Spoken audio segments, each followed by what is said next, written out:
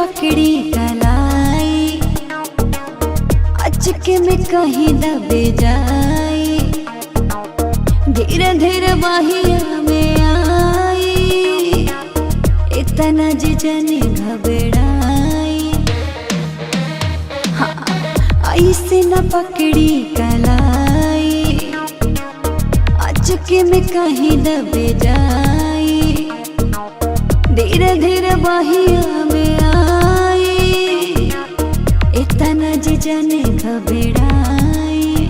लाभर बुझे जानी हाय रार कनिया, लाभर बुझे जानी हाय रार कनिया। लेवे दरानी माँ जाबू ताके ललटेनिया, लेवे दरानी माँ जाबू ताके ललटेनिया, लेवे दरानी माँ जाबू ताके ललटेनिया।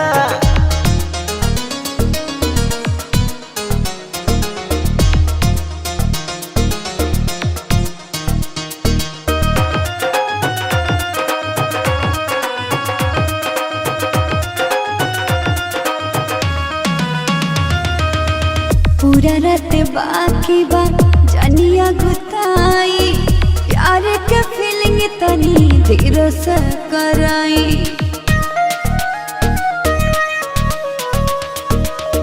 अब नहीं होता रानी हमसे बर्दाश्त हो, शादी एक पहले से लगवले बानिया से हो। अभी नया नहर बानी हम कनिया, अभी नया नहर बानी हम कनिया। लेवे दरानी माँ जाबू ताके ललटेनिया, लेवे दरानी माँ जाबू ताके ललटेनिया, लेवे दरानी माँ जाबू ताके ललटेनिया।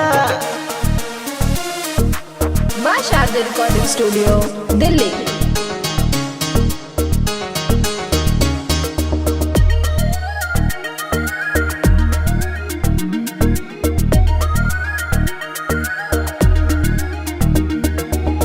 नसे नसे मते जबे देहिया हमार जी, भीतर से होखे लगी दिल बेकरार जी। अब नहीं रोको हमके करे दा तू प्यार जी, बहिया में आके ना करावो इंतजार जी। अबे ओपन करी चढ़ल मोर जवनिया, अबे ओपन करी चढ़ल मोर जवनिया। लेवे दरानी माँ जाबू ताके ललटेनिया, लेवे दरानी माँ जाबू ताके ललटेनिया, लेवे दरानी माँ जाबू ताके ललटेनिया।